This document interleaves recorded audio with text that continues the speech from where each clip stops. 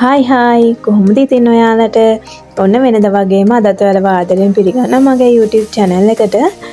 මුලින්ම කියන්න ඕන ඔයාලා මාව subscribe කරලා නැත්නම් අනිවාර්යයෙන්ම මාව subscribe කරලා දෙකට මාත් එක්ක එකතු වෙලා ඉන්න. ඉතින් ඔයාලට මේ දකින්න ලැබෙන photos වලින් හිතා ගන්න පුළුවන් ඇති අද වීඩියෝ එකෙන් මම මොනවද කතා කරන්න කියලා. ඉතින් ගෙදරට වෙලා ඉන්න කෙනෙක් නම් එහෙමත් නැත්නම් ඔයා දැනටමත් hair bands හදන කෙනෙක් නම් එමත් නැත්නම් hair bands හදන ආසාවෙන් ඉන්න කෙනෙක් වෙන්න පුළුවන්. ඉතින් ඔයාට අද වීඩියෝ එක ගොඩක් වැදගත් වෙයි කියලා හිතනවා. ඉතින් අද වීඩියෝ එකෙන් මම ඔයාලට කතා කරන්න බලාපොරොත්තු වෙන්නේ අපිට hair bands නිර්මාණය කරන්නේදී අවශ්‍ය වෙන මූලික දේවල් මොනවද කියලා. ඉතින් ඔයා ළඟ hair bands හදන්න ඔයා පටන් ගන්නවා නම් අනිවාර්යෙන්ම මේ දේවල් ඔයා ළඟ තියෙන්නම ඕන. ඉතින් එහෙනම් අපි බලමු මොනවද ඒ කියලා. දිගට මගේ වීඩියෝ එකත් එක්ක එකතු වෙලා ඉන්න අවසානය වෙනකම්ම අපි එන යම් වීඩියෝ එකට අපිට hair bands නිර්මාණය කරන්නේදී අවශ්‍ය වෙන ප්‍රධානම දෙයක් තමයි මෙන්න මේ පේන metal cover band. ඉතින් බෑන්ඩ් ගත්තම ඔයාලට ප්ලාස්ටික් බෑන්ඩ් ගන්නත් පුළුවන්. විවිධ සයිස් අනුව බෑන්ඩ් තියෙනවා. ඉතින් ප්‍රධාන වශයෙන් අපි ගන්නේ metal cover band එක. ඉතින් ඒ වගේම තමයි ඉතින් අපිට තවත් ප්‍රධාන වශයෙන් ඕන වෙන දෙයක් තමයි මෙන්න මේ පේන ඇලිගේටර් ක්ලිප්. ඉතින් මේවා sizes අනුව colors එක අනුව වෙනස් වෙනවා. ඉතින් සමහර ඇලිගේටර් ක්ලිප් තියෙනවා black color එකෙන් තියෙනවා, මේ වගේ silver color එකෙන් තියෙනවා, gold color එකෙන් තියෙනවා.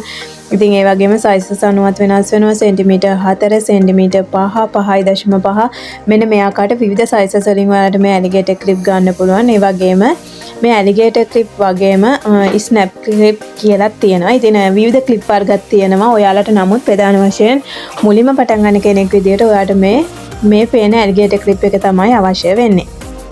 ඒ වගේම අපිට මේ බෑන්ඩ් එක ඇලිගේටර් ක්ලිප් මොන දේ තිබුණත් වැඩක් නැහැ. මෙන්න මේ දේ නැත්තම් මේ තමයි රිබන්.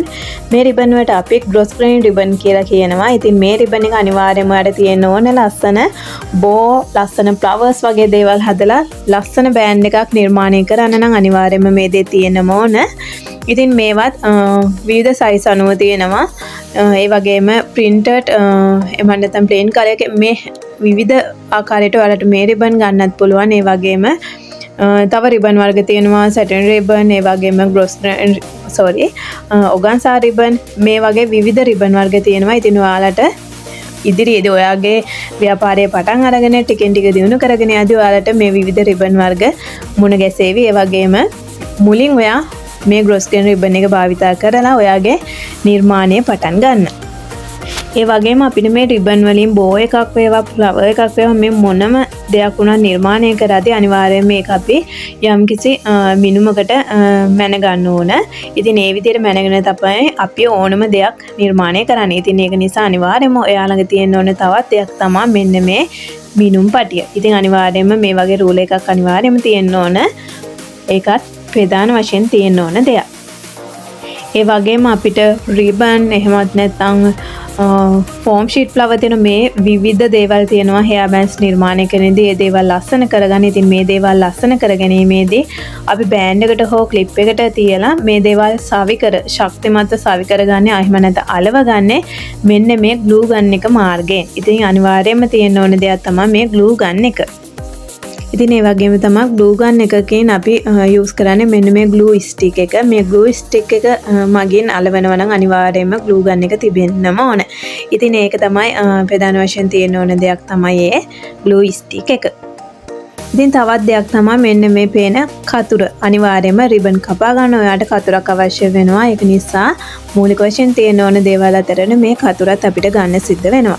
ඉතින් ඒ වගේම ඔයාට මෙතන පේන්න තියෙන්නේ ලයිටර් එකක්. ඉතින් ලයිටර් එක අනිවාර්යයෙන්ම තියෙන්න ඕන දෙයක්. මොකද අපිට රිබන් කොටසක් කපලා ඉවත් කරාට පස්සේ එතන රිබන් එකේ නූල් ඇදෙන එක වළක්වන්න අපි අනිවාර්යයෙන්ම ලයිටර් එකකින් කෙලවර පුලුස්ස ගන්න ඕන. ඒක නිසා අනිවාර්යයෙන්ම ලයිටර් එකකුත් තියෙන්නම ඕන.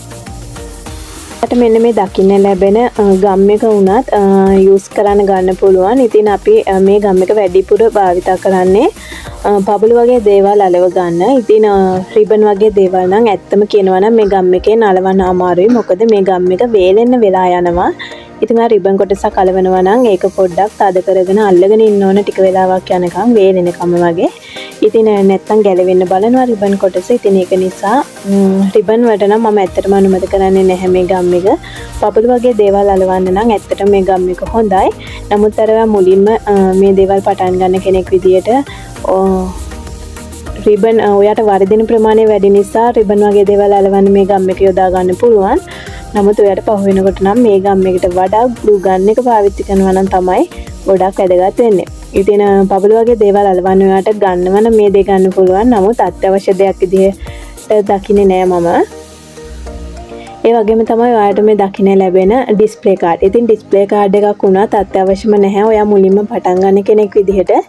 ඉතින් ඩිස්ප්ලේ කාඩ් එක ඒ වගේම ඒව දාන කවර ඔයාලට ගන්න පුළුවන්.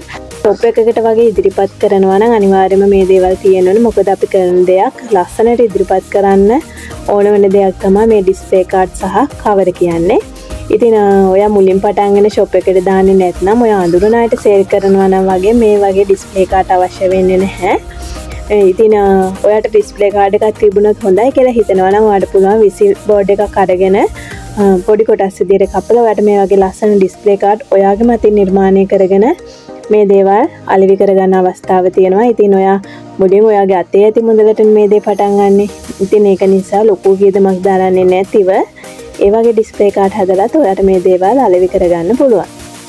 ඉතින් මේ දකින්න තියෙන්නේ පබළු වර්ග. ඉතින් විවිධ පබළු වර්ග ඔයාලට දකින්න තියෙනවා. විවිධ කලර්ස් වලින්, විවිධ සයිසස් වලින් විවිධ පබළු වර්ග දකින්න පුළුවන්. ඉතින් මේ දේවල් වලින් කරන්නේ අපි කරන නිර්මාණයක් තව තවත් ලස්සන කරගන්න එක.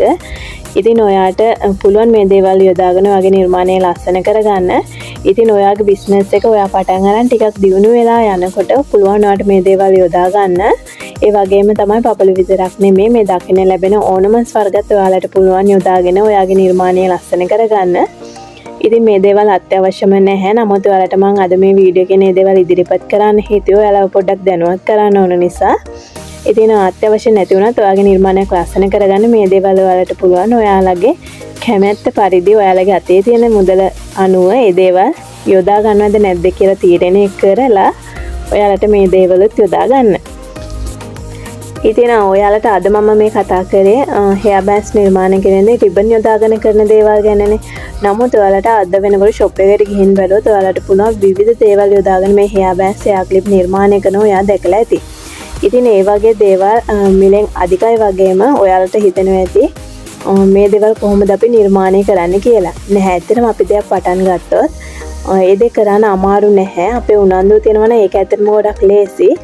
ඒක නිසා ඔයා බය වෙන්න එපා දෙයක් දැක්කම. ඉතින් ඔයා කරන්න පටන් ගන්න. එතකොට ඔයාටම හිතේ මේ දේ ඒ තරම් අමාරු නෑ නේද කියලා. ඉතින් මේ වගේ රිබන් වලින් විතරක් නෙමෙයි ඔයාලට ෆැබ්‍රික් වලින් ඒ වගේම වූල් වලින් ලස්සන හෙයා බෑන්ඩ්ස් හෙයා ක්ලිප් නිර්මාණය කරන්නත් පුළුවන්. ඉතින් ඒ වගේ වීඩියෝස් අනිවාර්යයෙන්ම ඔයාලට මගේ channel එකෙන් බලා ගන්න පුළුවන්. ඒ වගේම තමයි කියන්න ඕන ඉදිරියේදී මම ඔයාලට මේ දේවල් වලට අවශ්‍ය පැකේජස් කීපයක්ම හඳුන්වා දෙන්න බලාපොරොත්තු වෙනවා සහ දැනටමත් ඔයාලට මගේ ස්ටෝර් එකෙන් මම පැකේජස් කීපයක් හඳුන්වලා දීලා තියෙනවා. ඔයාලට පුළුවන් WhatsApp message එකක් දාලා මේ දේවල් බලා ගන්න. ඒ වගේම ෆැබ්‍රික් වලින් හෙයා බෑන්ඩ්ස් නිර්මාණය කරන්න අවශ්‍ය පැකේජස් කීපයක් අනිවාර්යයෙන්ම අලුතෙන් ඉදිරියේදී හඳුන්වලා දෙන්න හිතාගෙන ඉන්නවා.